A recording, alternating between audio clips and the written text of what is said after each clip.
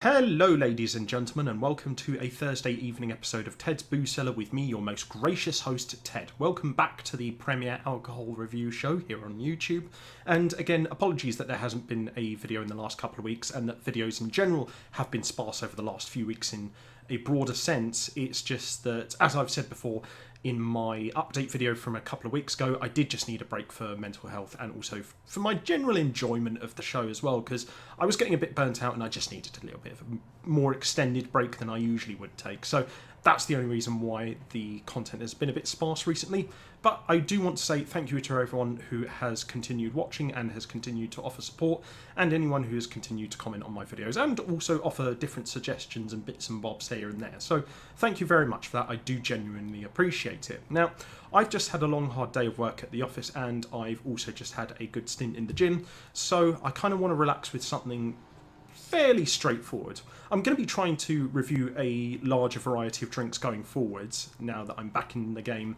But, I mean, to be fair, let's be honest, a lot of the drinks I do review are still going to be a lot of beers and IPAs and all different pieces around that sort of thing. But I'm going to try and mix things up more as time goes on. But anyway, back onto the usual trail, we do have a drink today from our old friends at Northern Monk, which is their Fruit Twist IPA. And I thought I'd go for something that is generally fairly straightforward, but is conceptually, in terms of the flavour, a little bit interesting, because this appears to kind of be based around the very popular ice lolly, or at least it's popular here in the UK, the Fruit Twist ice lolly, which is very, very popular. I particularly love it myself, and it says here on the Northern Monk website, a fruitylicious lolly IPA with flavours of strawberry, pineapple and lime, spinning around a lip-smacking beer.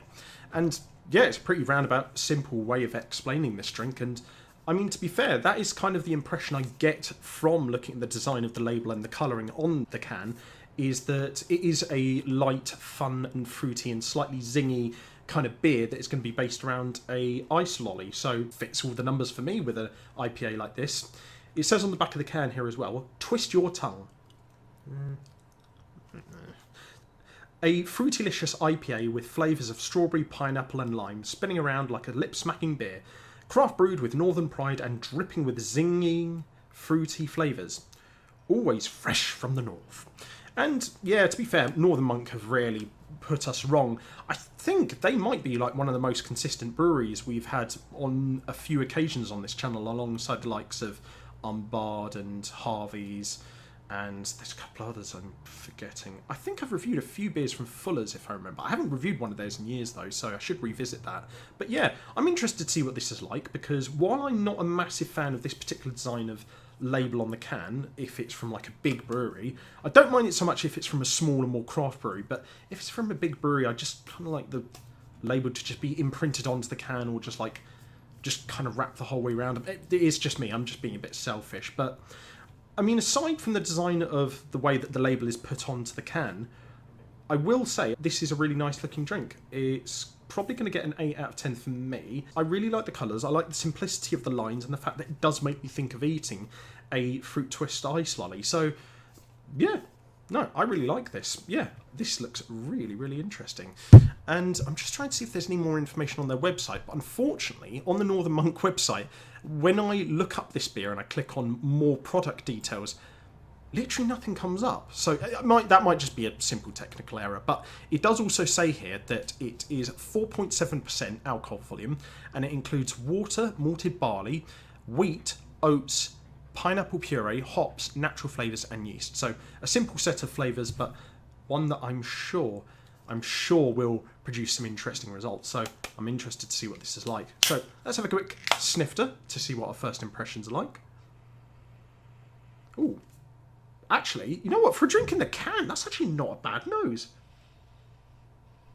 Usually the nose of like more crafty, or at least slightly more out there big brewery drinks like this one in particular, tend to have a bit of a tinny nose when you smell them out of the can. So yeah, I don't really get that same tinniness here. This is actually really nice smelling inside the can. So, I mean, it's that old thing of like, because it's inside a container, it doesn't really have a lot of room to breathe. So unfortunately, I can't make much headway with identifying the nose. But generally, you've got a little bit of the pineapple-iness there. There's a bit of an, maybe it's just me, a kind of grapefruity after tinge in the nose. And then there's this like slightly sweet kind of ice creamy vanilla-ness to it as well. Yeah, nice nose. Generally just pretty nice. Just wish it would be a bit more fully bodied. So 7 out of 10.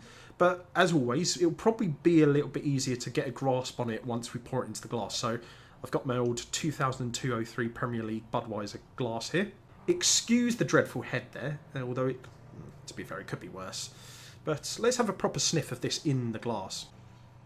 Ooh, yeah, that's a lot nicer in the glass, actually. I think the fruity flavours definitely stand out a little bit more. I think that it's just generally more of the same as in the can, but the pineapple scent is a little bit more prominent. However, it does feel a little bit overpowering in a certain manner of speaking, so I'll give it a 7.5 out of 10 for the nose in the glass. It's definitely a little bit better, but for some reason I just feel like that pineapple flavour is quite overpowering in the nose. Still a nice nose though, don't get me wrong, and I do want to also apologise about messing up the pouring of the beer there, so that was completely on me, so apologies about that. I also wanted to say this is £4, I'm pretty sure, from Sainsbury's. I think on the Northern Monk website it looks to be £3 per can, tax included, but it looks like the shipping is calculated at checkout, so definitely check the prices for yourself. But yeah, I'm interested to see what this is like, so quick palate cleanser of water before we see what this sucker really tastes like. And then on to the most important part of the video, which is to see what this sucker properly tastes like. Got my can in the background, I've got my beer in hand, and to everyone at home, I hope you have a fantastic weekend ahead. Bottoms up.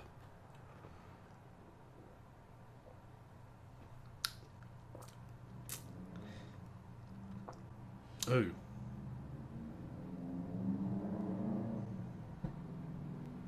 Oh, that's weight. Oh my god, that's really not great. Oh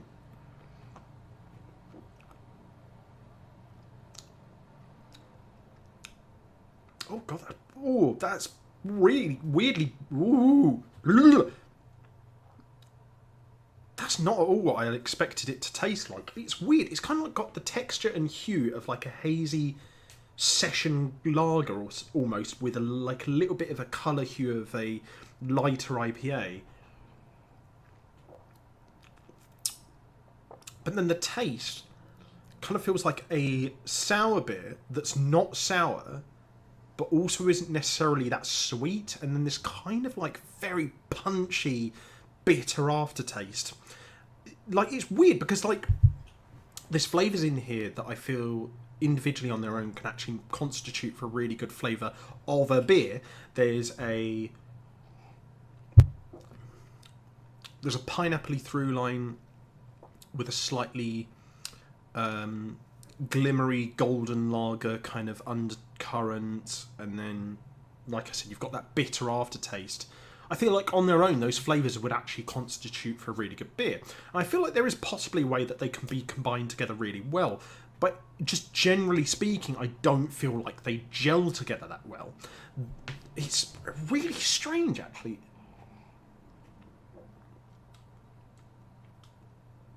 I think, honestly though, my main criticism of it is that while you obviously should expect a bitter aftertaste with an IPA, and I think that's kind of par for the course with those kind of beers, it kind of does have to, you know, flow into the rest of the flavour, or flow off of the rest of the flavour at the end. But here it just kind of sits there, doesn't linger for too long, thankfully, so like the aftertaste isn't like super bad, it's just there. But yeah, it just doesn't complement the rest of the flavour really all that much. It is pretty bitter as well.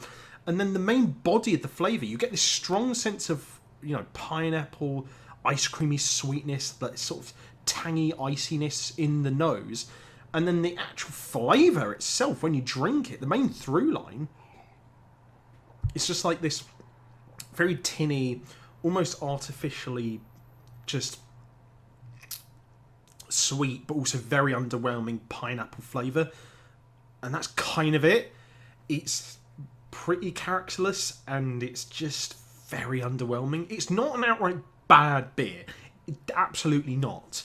It's just that it's a beer made up of individual components and flavours that on their own are good, but just haven't been put together particularly well in this case.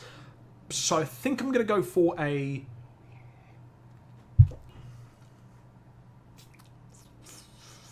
4.5 out of 10. It's not bad.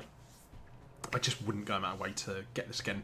This is probably the weakest drink I've had from Northern Monk so far, and I do think the price of £4 or even the £3 on the Northern Monk website, I'm not going to lie, I do think it is a bit much. Yeah, really, really disappointed. Yeah, I'm sorry that I'm making my return on such a disappointing beer, but thankfully I've got some other beers in the fridge that I can enjoy myself with for the rest of the evening, so hopefully they'll be a little bit better.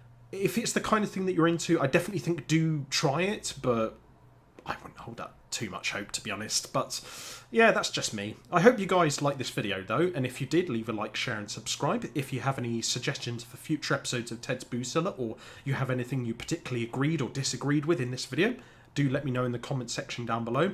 I will be trying out more video formats in the near future, like I'm going to be doing some different ideas. I do want to do the history of on certain drinks or certain brewing processes, and a few other bits and pieces that have been running around in my mind, but those are going to come in the coming weeks anyway. So if you guys want to check out anything else I do online, I'll leave the links to all my video bits and bobs and all my other social medias in the video description down below.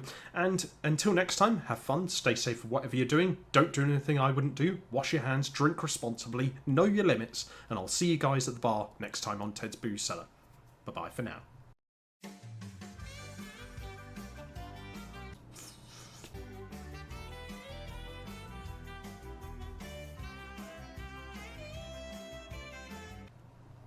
And let's see.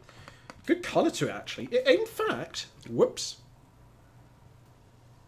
You know what? It's a good thing I'm wearing the dressing gown, actually, because this thing kind of needs a wash anyway.